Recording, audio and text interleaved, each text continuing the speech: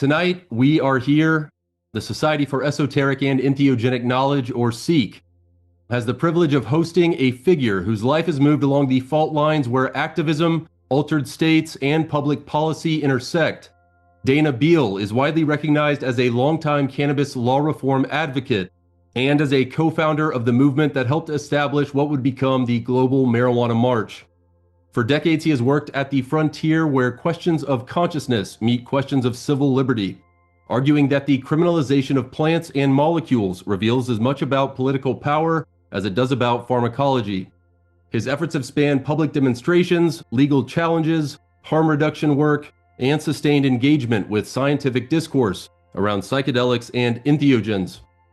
Beal has been a prominent voice in the discussion of Ibogaine and its potential role in addressing opioid dependence, helping to bring attention to research and underground therapeutic networks at a time when such conversations were marginalized. Whether one agrees with all of his conclusions or not, his persistence has forced difficult conversations into the public sphere.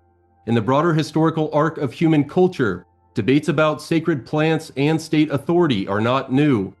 From ancient mystery traditions to modern pharmacology, societies have wrestled with how substances that alter consciousness reshape law, morality, and identity. Dana Beal has chosen to stand directly in that arena. So with that, let us begin. You have been a part of the radical activism community since the 1960s. I've read about the Youth International Party, often shortened to Yippies. For people who are not there, what did that era actually feel like? How did psychedelics become part of your political worldview? And how quickly could you feel the Controlled Substances Act of 1970 take effect in popular culture? Well, I would say the main thing is people kept retreading the same ideas for revolution. And we said, maybe this new psychedelic thing could be a new way to have a revolution, right? And naturally, a lot of people didn't appreciate that idea because they didn't want it to change. Their model was, China in the 1940s, armed struggle, right? The problem if guns, and a lot of people in this country love guns, right? But you can't actually use them for anything. If you use a gun, you're going to have a legal proceeding. Do you understand what I'm saying? And how many of those situations are there? Most are very ambiguous, and you end up having to go to court. Well, you could also say the same thing about psychedelic drugs. You can't actually use them, but it turns out you can use psychedelic drugs, right? And are you familiar with the story of Allen Ginsberg and William Burroughs going to Peru in search of Yage? The Beat Generation, yes, I am. They were actually looking for an Ibogaine-like effect. They just had the wrong plant, wrong continent. They were interested in a drug that could get people off of heroin. And, the interesting thing was William Burroughs was a patient at the Lexington Narcotic Hospital of Harris Isbell, who was the actual guy doing the experiments for MK Ultra, the CIA project originally looking for a true serum, but looking for possible applications of psychedelic drugs to somehow, by talking to his psychiatrist, William Burroughs got the idea to look for something in the psychedelic field that would have an anti-addictive effect. And that kind of begs the question, did Harris Isbell already know about it in 1954? Because the letters we have from Harris Isbell, it's 1959. He's ordering more Ibogaine and giving it to patients. But actually, Ibogaine was independently discovered by Howard Lotsof. So what happened was some Yippie predecessors stumbled upon the thing that William Burroughs and Allen Ginsberg were looking for. We independently discovered one of the CIA crown jewels. And you got to understand this enormous, enormous application. If you look back to the 60s, you ever see the movie Air America with Mel Gibson and Robert Downey Jr.? I don't believe so. I'll add it to the list. It's all about the CIA in Laos running a big heroin factory. That heroin ended up here right when Richard Nixon cut off the weed. I'm not saying it was a master plan. They're just a bunch of policies that had the same effect of cutting off all the pot while they flooded the streets with heroin. And obviously, we felt this is kind of inimical to the whole hippie movement. So you could feel the Controlled Substances Act in 1970 pretty quickly? I think it was actually came into effect in 71. 71, yes. But what that did was it made all this research illegal. You weren't allowed to research. And the thing was, they told kids, never experiment with drugs. Of course, that's fine if there's nothing to discover, right? But what if there's something that's really important that a guy could take Ibogaine, who was on heroin, and when the Ibogaine wore off, he was no longer strung out on heroin. His name was Howard Lotsof. What happening was he went to jail. He was framed for an LSD crime that didn't even happen, right? And went to prison for 18 months and got out and went to Nepal and smoked opium and got re-addicted.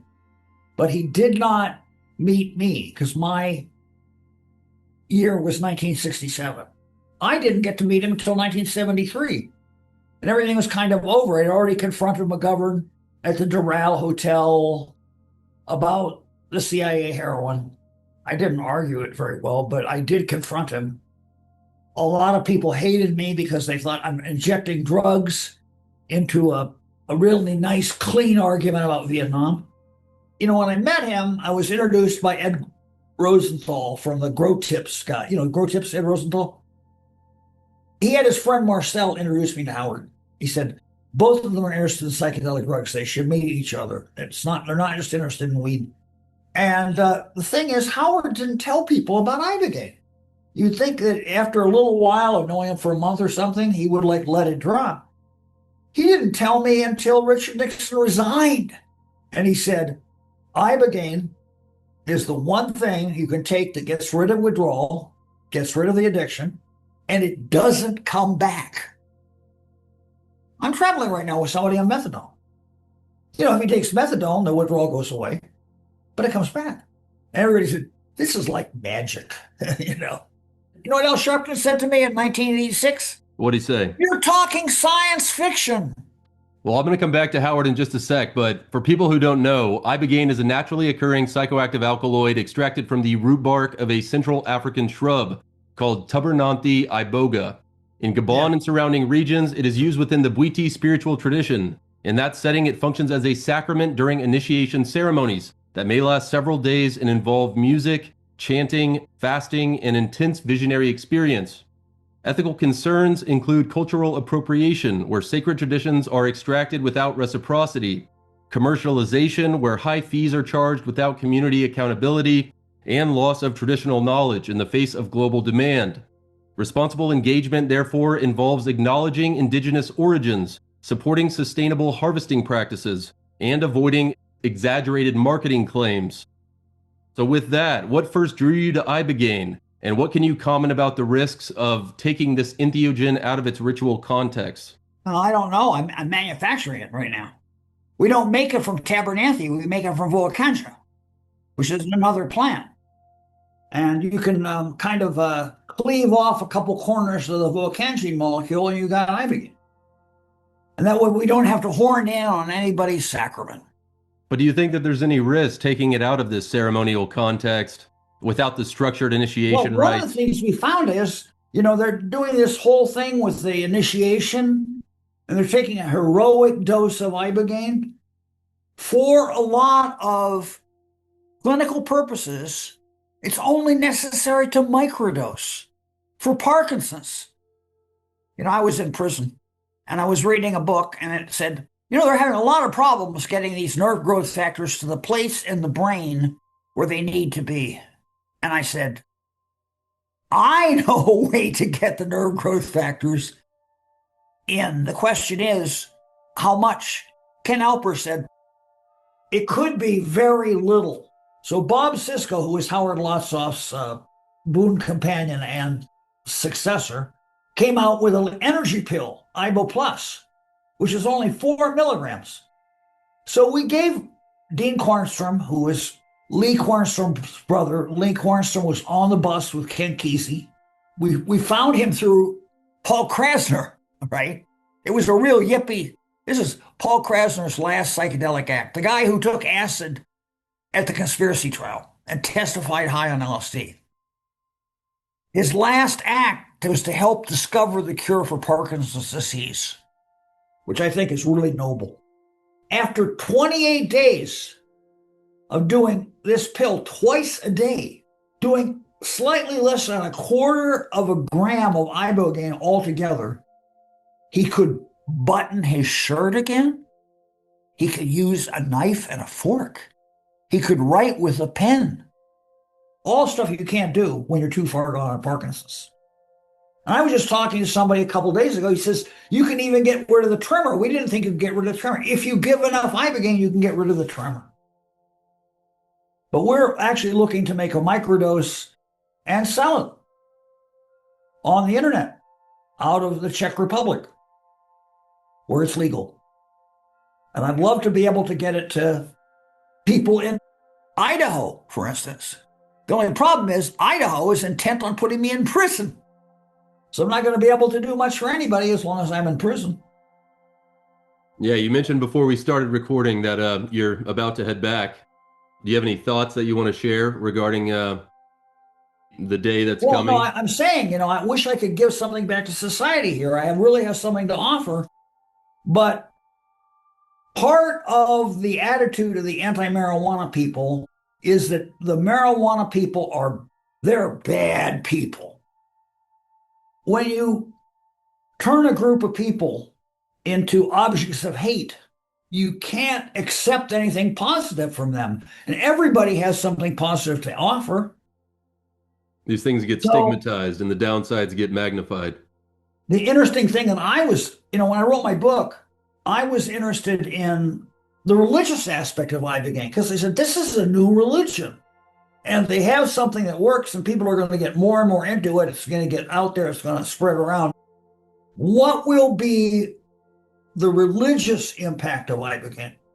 And people who've done it basically remark upon its psychic effects. There's something called the Ibogaine coincidence factor. And you have to be involved in Ibogaine, and then you start noticing these strange coincidences. Actually, the N-methyl-aspartate receptor is a coincidence detector. That's the effective receptor for ketamine. So maybe you're just detecting the coincidences and they were there all along. But I'll give you an example. 2 cars separately, without coordinating, are going down from New York City to Rockville, Maryland for a meeting with the FDA and NIDA. And both of them pull independently into the rest area at Chesapeake House, and they come to rest actually facing each other without coordinating, facing each other across the divider. They pull up face to face. That's a typical Ibogaine coincidence. Let's go back to Howard really quick. In 1962, a young man discovered that after taking Ibogaine, his heroin withdrawal symptoms diminished dramatically. This observation sparked underground interest in Ibogaine as a potential treatment for addiction. Ibogaine is not typically described as euphoric or recreational. It produces long-lasting introspective experiences characterized by vivid imagery, autobiographical memory review, and sometimes confrontation with traumatic material. It is physically demanding and often accompanied by nausea or motor impairment. People hear that Ibogaine can cure addiction. Would you say that's accurate, or is that an oversimplification? Well, what Ibogaine does is that the activity is happening in a place in the brain called the lateral geniculate nucleus, which is where you dream at night. So you get this paradoxical sleep kind of waking lucid dream, only you're not dreaming. It's REM mimesis, right? And you're able to peer into your back brain and very rapidly, evaluate all your triggers. And remember, when these traumas and stuff were laid down, you were in an extreme emotional state. But now you're in an Ibogaine state, which is kind of elevated. And you're able to, I don't know, like shuffling cards, you're able to reevaluate thousands of memories and change the emotional valence of each. So you're actually going down into the part of the brain where you learn to ride a bicycle, so you can ride a bicycle and ride along with somebody else on the bicycle and have a conversation, and you don't have to think about riding the bicycle. The body rides it for it, or your body rides it for you. And that's the part of the brain, as William Burroughs said, your feet walk you down to the dope spot. Or you guys, if you're cigarette smokers, you're like wandering aimlessly on the street and you go into like a store and you get a pack of cigarettes and you don't even think about buying the pack of cigarettes. It's an automatic activity until you reach into your pocket and you find out you don't have enough money. Then you become conscious, but it's a pretty automatic thing to buy a pack of cigarettes. And that's the most addictive thing there is. Yeah, like you said, and for those who are not aware, pharmacologically, Ibogaine interacts with multiple systems in the brain. It affects glutamate signaling through NMDA receptors. It interacts with opioid receptors, including kappa receptors, and it's metabolized into noribogaine, which remains active in the body longer than Ibogaine itself. Yeah, and noribogaine, this is a really interesting thing. It's a selective serotonin reuptake inhibitor, and it's totally unlike any others because it actually fools the serotonin transporter into thinking it's the serotonin, so it gets sucked up to be recycled by the cell, and then it actually penetrates to the cytoplasm inside the cell and sets off expression of 3 nerve growth factors: glia-derived neurotrophic factor, which is for movement, brain-derived neurotrophic factor, which is serotonin systems, and nerve growth factor. And the 3 of them together, you have these other 3 effects, which are like, as you said, MDMA, and then there's kappa opiate, which is actually like an anti-opiate, and then it gets rid of tolerance. And then there's a nicotinic receptor blockade, like Wellbutrin, except more targeted. Those 3 things stop the addiction. Like you hit it on the brake and you completely stop this big semi-truck that's going down the highway, where you just pulled off the highway, right? And then the nerve growth factors start, and you start growing in a whole new direction. I will say, I need to bring up that Ibogaine has been linked to medical risks. Ibogaine can prolong the QT interval in the heart's electrical cycle. Prolonged QT can lead to dangerous arrhythmia. Fatalities have occurred, often associated with pre-existing heart conditions, electrolyte imbalance, or concurrent substance use. What do you think the real dangers are that people need to understand if you see any? There's a book called The Ibogaine Medical Subculture. Or actually, there's not a book. There's a paper called The Ibogaine Medical Subculture. And in it, they tracked the development of the Ibogaine scene for 5 years. And there's a sociologist who wants to do this again, Charlie Kaplan was one of the co-authors of the paper. And they discovered that Ibogaine was expanding 30% a year. And this makes a lot of sense because the reason, or rather the way that drug users learn about new drugs is from other drug users. And first time people take Ibogaine, a lot of them become like evangelists. They want to tell everybody they know who's a heroin addict or a meth addict, hey, you got to try this. So it's powered by word of mouth. It expands 30% a year. 20 years ago, today, it was at 3,414. You have any idea how many that is today? 843,414 472. Now, something that has some QT prolong, and if you don't manage it right, could be a problem, might create a problem, but it turns out it's not 1 in 3 or 400, it's more like 1 in 3,000. It's actually pretty safe. Standard safety protocols include electrocardiogram screening, blood tests for liver and electrolyte function, continuous cardiac monitoring. A drug screen. They can't have benzos in them. See, because they could be in benzo withdrawal, and then they will have seizures for sure.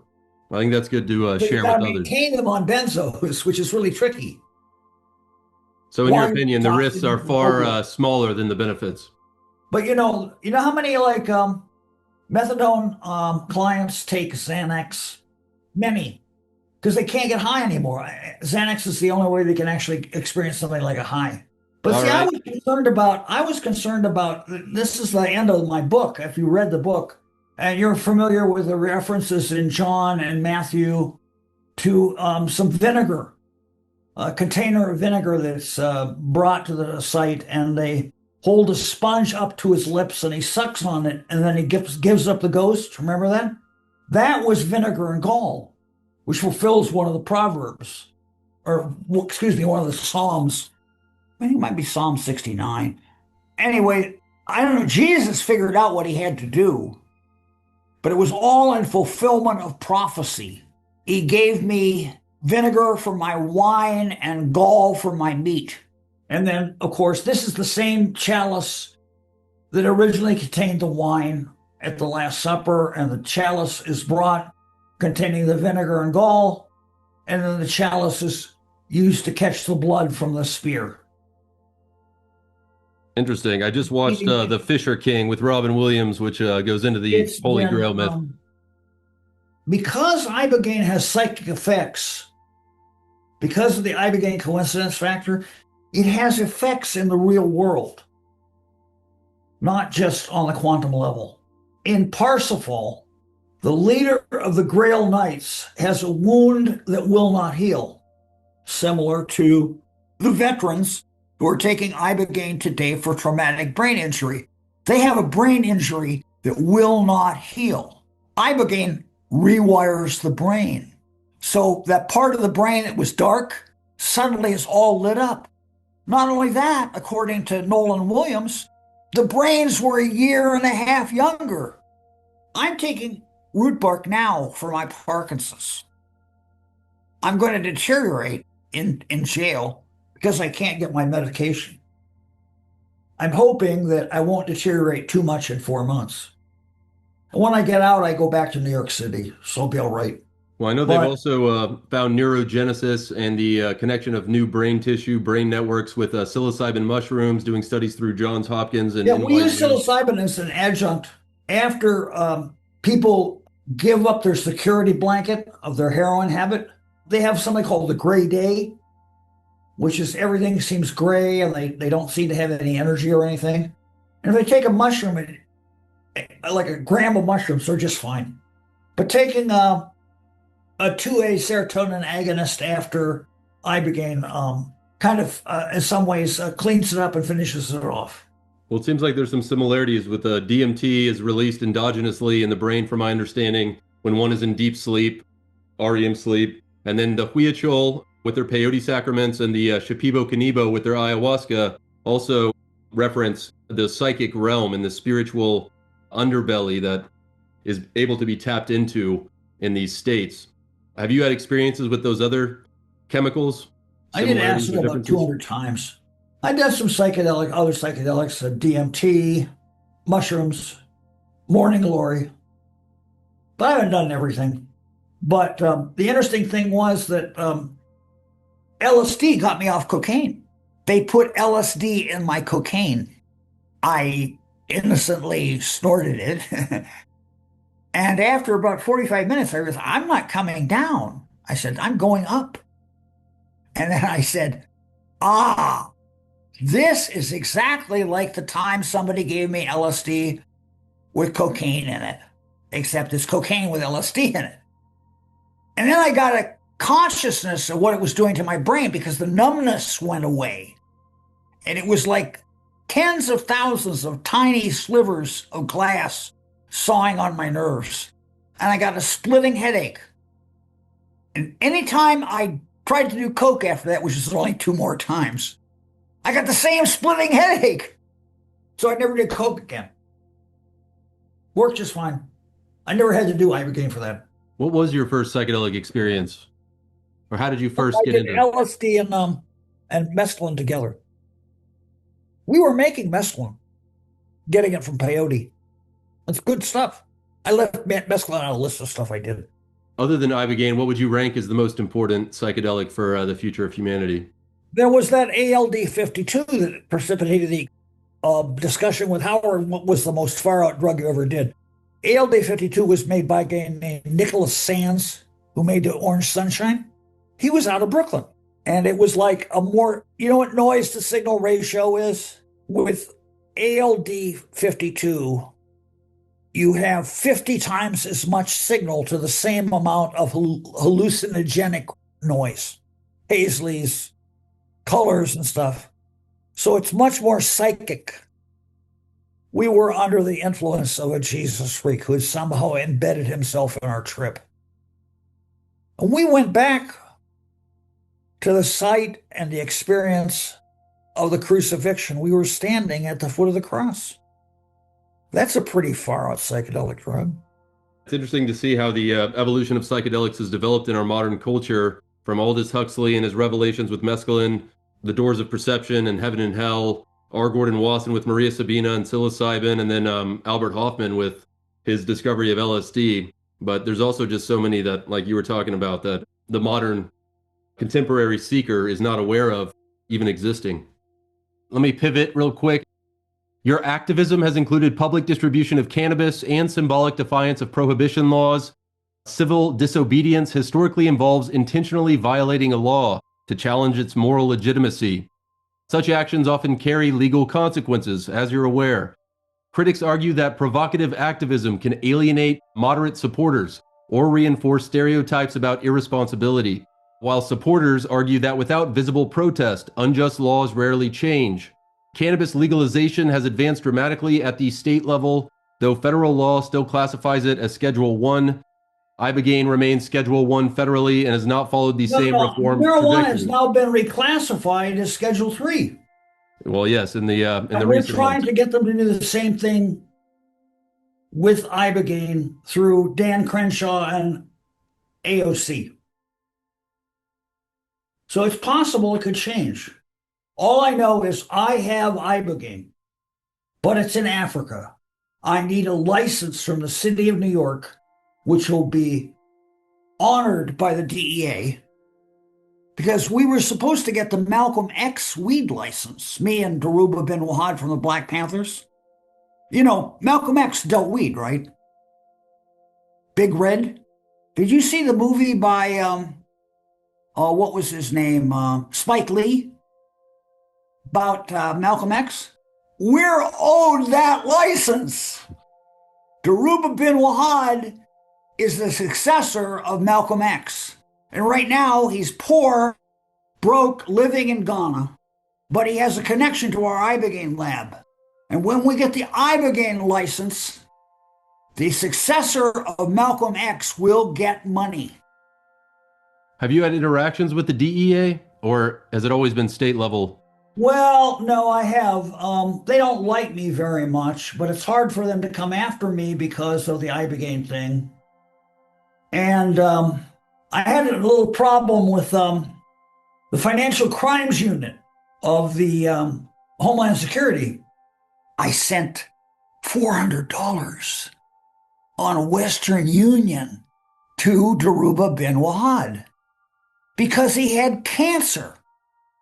And they went crazy because, you know, he's linked to Assata Shakur, and Assata Shakur was on the 10 most wanted list. And they just made my life really miserable until it got to the point where I had a choice of going to Ukraine because they wanted the Ibogaine in Ukraine for people with traumatic brain injury, or going to Mexico to sell it. And I said, this Ibogaine is not worthy. I'm going to go sell it to the clinics. But then when I tried to get into Mexico, they wouldn't let me in And I turned around and went back to like Spain, where I walked right into customs and said, "This is what I have. I got Ibogaine." And they said, "Sure, that's it. That's totally legal here." Well, I'm going to Ukraine because they want it.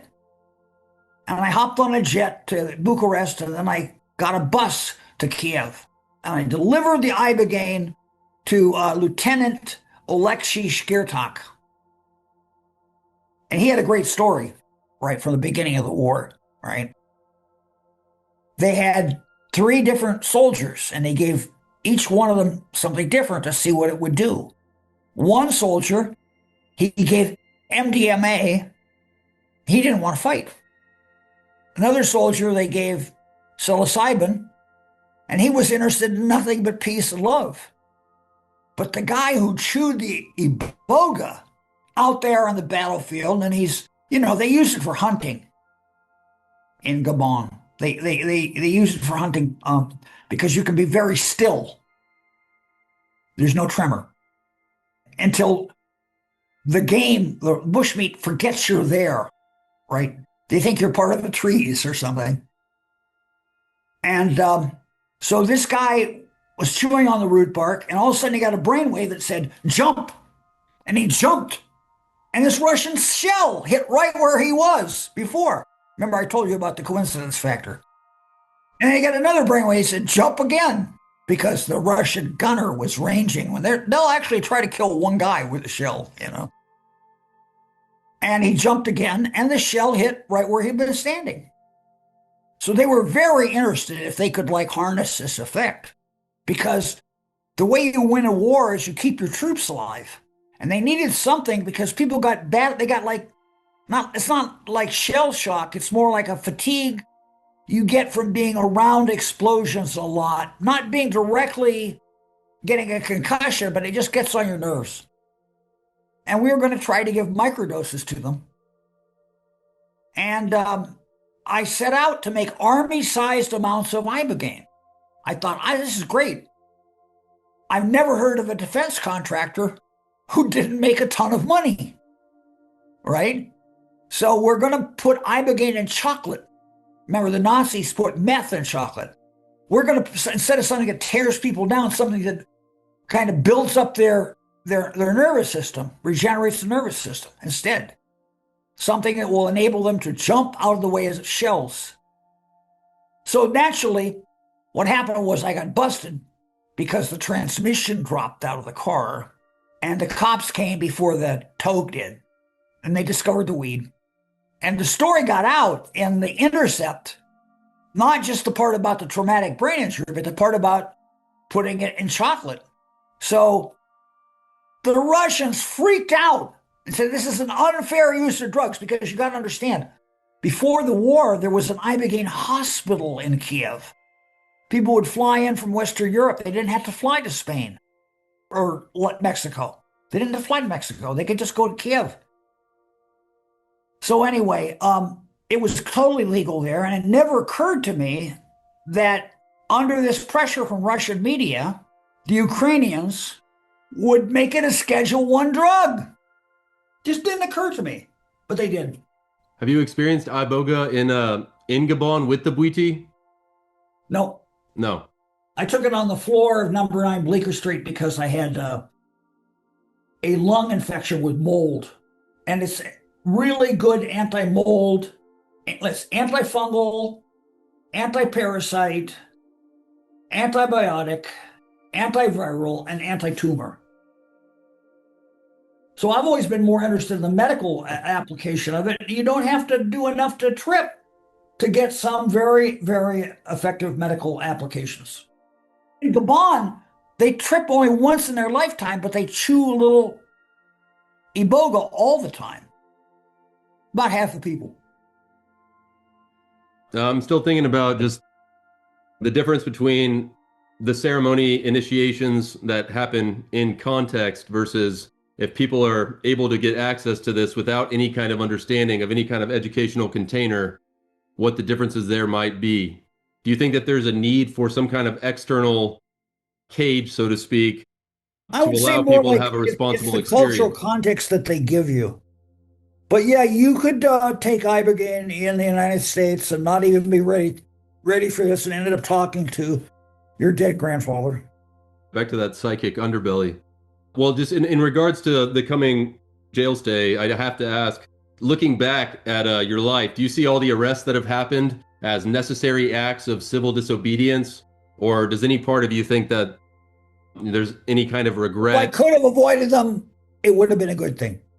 Okay. The current psychedelic renaissance includes research into psilocybin, MDMA, and compounds for depression, PTSD, and addiction. Public enthusiasm has grown rapidly, sometimes outpacing clinical evidence. Some people worry that the psychedelic movement overpromises and underdelivers. How do you suggest keeping enthusiasm from turning into hype? Well, we're putting it in a oil-soluble form and putting it with cannabidiol, two cannabidiols, cannabigerol and TH-ferrin.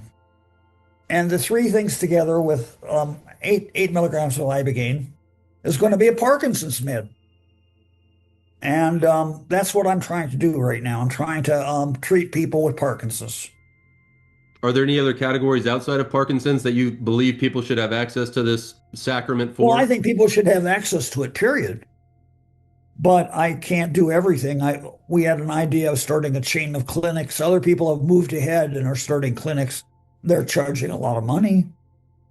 So opioid addiction and Parkinson's seem to be the two things that are driving at least the public-facing movement. I would say it's more potential for treating meth, only because there are twice as many meth users in the world as there are opiate users. It's extremely effective for alcohol, cocaine dependency.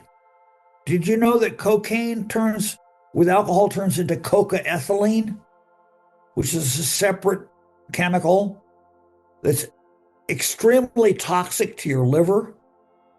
And if you drink and do coke, after 10 years, you won't have a liver left. So that's pretty important to stop. It's extremely effective for alcohol. My friend Dimitri, who made a movie called Dangerous Love with Michelle Negroponte, is now working in Amnio treating oil field drunks from Texas. It's not like the hipsters from New York that he knows at all. But these guys without the cultural baggage get great results getting off alcohol, and that's what's important. Alcohol, by the way, did my father in, and it almost killed me. I can't drink. It dissolves my insides. Most abused drug in the world. We do need to pivot as a culture away from toxic substances that bring us out of consciousness and try to find ways to commune with the divine, but also bring ourselves into awareness. The solution is obvious. Weed must replace alcohol and tobacco. It's completely benign, harmless. Something like 500,000 people a year dying from tobacco, and more than 100,000 people a year are dying from alcohol. It would be a big challenge as a social security system if everybody switched to weed. How are they going to pay for those people living longer? And I just 2 days ago read a thing saying marijuana, like Ibogaine, causes the brain in old people to regenerate itself. They just came out. Do you foresee pharmaceutical companies eventually growing and producing marijuana? Or tobacco companies? They don't really have to, because there's a bunch of people already doing it. And they have marijuana dispensaries on every block in New York City. All right, I'm going to keep going. Opioid withdrawal can be medically dangerous, especially when combined with other substances. Evidence-based treatments include medications such as methadone, as you mentioned, or buprenorphine, which reduces mortality. Or Suboxone, as it's called. Yes, which reduces mortality and stabilizes patients. Ibogaine is not a first-line approved treatment in the United States. It's often sought abroad in countries where it's unregulated or legal. For someone struggling with opioid dependency right now, what would you tell them in regards to what they need to understand before even thinking about Ibogaine? Is there any framework that you can try kratom, but I'm with a guy right now. I'm traveling with somebody who lost their methadone, and he really put them through conniptions. He was able to get his hands on it somehow. But you can He says the problem with the kratom is it doesn't really work for something as strong as methadone. You kind of need Ibogaine. It fills this gap. But if you were going with somebody who was an opioid addict and they were about to experience Ibogaine for the first time, what would you tell them in regards to any kind of thoughts that would pop into your mind to pass along prior to them partaking? Well, you're supposed to drink a lot of water, like really hydrate, drink more water than you can possibly imagine, even though you're going to have to pee. And, I don't know, strap yourself in and get ready for the ride. The word medicine implies therapeutic intervention within a clinical framework. The word sacrament implies sacred ritual, transformation, and symbolic meaning. In Bwiti practice, Iboga is clearly sacramental. In Western detox clinics, Ibogaine is framed as medicine. Some advocates use the term entheogen, meaning a substance that generates the divine within. The tension between medicalization and sacralization shapes public perception. Pharmaceutical models may isolate active compounds. Ritual models emphasize context and intention.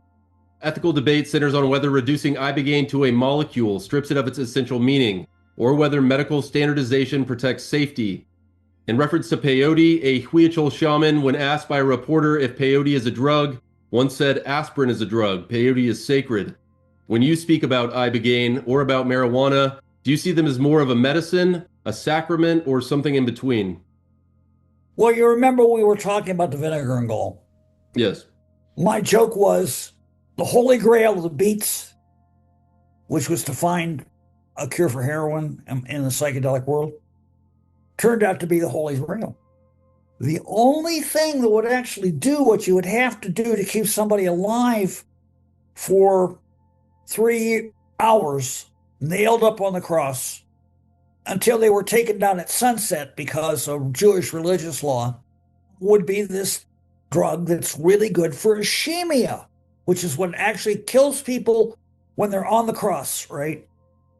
The only way they can rest, because they're nailed up there, is to lean forward. And when they lean forward, it cuts off their windpipe. So the ischemia gets them, but Ibogaine will keep you alive through ischemia. At first, we thought the drug would be, if you read my book, we thought it would be Harmaline. But after Thomas Olney patented Ibogaine for stroke, we noticed that ischemia was in the list of conditions. It was included. So if you have like a problem of solving a crime, forensic investigation, and all the other potential possibilities are ruled out because medically they don't do it, then you have to say, maybe since these people, remember they came out of Egypt, Exodus, Moses Egypt and the Red Sea. is connected to the headwaters of the Nile. If you walk along the Nile today, there's a footpath up on the hill besides the river that goes all the way to Rwanda and Burundi, which is where the Pygmies started out with Iboga. So undoubtedly in Egypt, they had access to this because they had access to everything rather. The problem is all this knowledge is lost. It's discovered and then it's lost again. Until now, it's written down and you can't get rid of it. Most people associate the ancient Egyptians with the blue lotus, but there's also a lot of mandrake depictions in the hieroglyphs there. And Paul Stamets thinks that there's mushroom depictions in hieroglyphs. They found Syrian rue, the thing is, Peganum harmala in a vase. Iboga comes in root bark. It travels well. Some of that other stuff doesn't travel as well. I know acacia does as well, which is also something, there's a lot of acacia in the Bible, and perhaps ancient Egyptians used that as well, as it's depicted on numerous hieroglyphs. It is fascinating to think about the world of entheogens and the history of religion and how these could have been the genesis of religious thought. For you, have you had more spiritual experiences or physical rejuvenation from the Ibogaine? Well, yeah, it's keeping me alive now. Remember, the brain is a year and a half younger. I'm 79. I need my brain to be as young as it can, as capable of being. I know Harmaline's also described as the telepathic drug where you Telepathy, can, yeah. yeah, where you can tap into the subconscious or unseen realm, the fourth dimension. Have you had any personal experiences with that happening in your life with Ibogaine? I know you told the story about the two cars on the highway, but is there anything else that stuck out to you in terms of the Well, no, coincidence factor going off? people who are in the Ibogaine milieu are familiar with the Ibogaine coincidence factor, and they joke about it. There's the ICF again. Public narratives, I want to give you the chance. Public narratives often simplify complex figures. Activists may be portrayed as either reckless radicals or visionary pioneers. Ibogaine may be portrayed as either a miracle cure or dangerous fringe drug. After decades of activism, controversy, and advocacy, what is one misconception about Ibogaine or about you that you most want to correct? Well, do you remember the gateway effect? It was the argument that somehow marijuana causes hard drugs. We now know there's nothing in marijuana that makes you crave heroin. It's not a physical connection. So it must be marijuana people are bad people. So what they're really saying when they're saying there's a gateway effect is that the marijuana movement is malign, that it's really pushing hard drugs. And I just got one question for you. How could that be if the organized marijuana movement was the only ones who invented and developed Ibogaine as a treatment for hard drugs? Doesn't sound like a gateway effect to me. Yeah, even going back to the historical record, I know marijuana was used in China as far back as 3000 BC. It's been used in every culture all around the world. Do you think maybe that marijuana is given that label because people find that when they augment their reality in a way that may be more in line with ecology, with compassion of the human race, with the spiritual self, that in itself may become addicting? Or do you not see it that way? It is the safest therapeutically active substance known to man. We came along and, the regular drug legalization movement just wouldn't talk about Ibogaine, but we did have a direct connection to the potheads because we started the marijuana movement and we came up with something called the Million Marijuana March. And the one thing that we told all the people who ultimately got up to 320 cities worldwide, we said, you have to look into this. This is the secret weapon to win the drug war. This is, how can I put it? This was our Manhattan. This was the Yippie Manhattan Project. Do you think that there's been substantial progress? At least, what it's are you like? happy with the progress? Remember, they would find after World War II. Sometimes they would find, like 5 or 10 years later, they would find 3 Japanese soldiers holed up on an island somewhere who didn't know the war was even over. Imagine they built a bomb. They built the atomic bomb. That's what we did. Except, unlike the neutron bomb, which wipes out the people and leaves the building standing, Ibogaine wipes out the addiction and leaves the addict standing. We are a revolutionary mind. Can you tell us about what's happening in Idaho? What do you think the next generation of activists can do to be most effective in their strategy for reformation? And if there's anything else that was not asked or discussed that you would like to provide for the general public? We're having a little, we're in the first plant medicine forum here on Sunday night. It's actually on my Facebook page. Go to my Facebook page. I'm Dana Beal. And you go down about 5 things. There's a thing for the plant medicine forum. What they've done in Idaho is they passed a law to create a referendum to do away with people's right to have marijuana initiatives. But that in turn triggered the marijuana people to actually get their stuff together, and they finally got somebody to pay to get the signatures. So there's going to be a pro-marijuana initiative and an anti-marijuana referendum on the ballot head to head. And I like to think that introducing word that, there's something else out there that people can't get either, right? Because everybody wants medical marijuana here. There's something else out there that's good for veterans. It's good for Parkinson's. It's good for addicts, good for multiple sclerosis. And you can't get it because some people back in 1967, 3 narcotics policemen sat in a room and were trying to figure out what else belonged in the same category of LSD. And they didn't use science or anything. They just went by kind of intuition. And they said, Ibogaine, let's ban that too. I hope that it helps in the backlash against this referendum, which would also keep the veterans in Idaho, which has the highest per capita number of veterans in the country, from getting it for traumatic brain injury. I mean, why would you do that to these people who sacrificed to their country and they're a vegetable somewhere in a hospital ward and they could be better just like that? Why would you keep it from them? Only, I don't know, some kind of out of deliberate malign intent.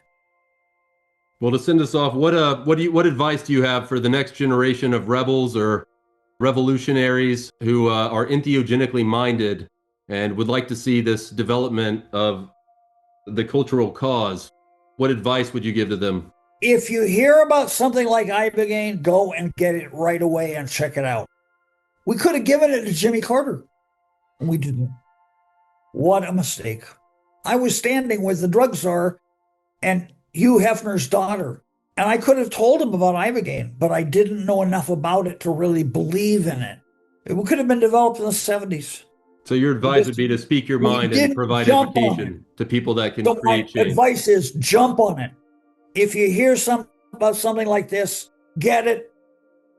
Try to replicate the experience. Try to replicate the experiment. See if it's true. And if it's true, use it. And is there anything about your legacy in particular that you want to clear up, or any reflections that you have on all of your years fighting for the cause that you feel like you want people to know that maybe you haven't said in other interviews or in other discussions? Well, main thing I would say was the thing I said when they tried to give me a Lifetime Achievement Award. Lifetime Achievement? I'm not even done yet. How do you know what to give me an award for if I'm not done? Well, I look forward to maybe following up with you after these 4 months pass.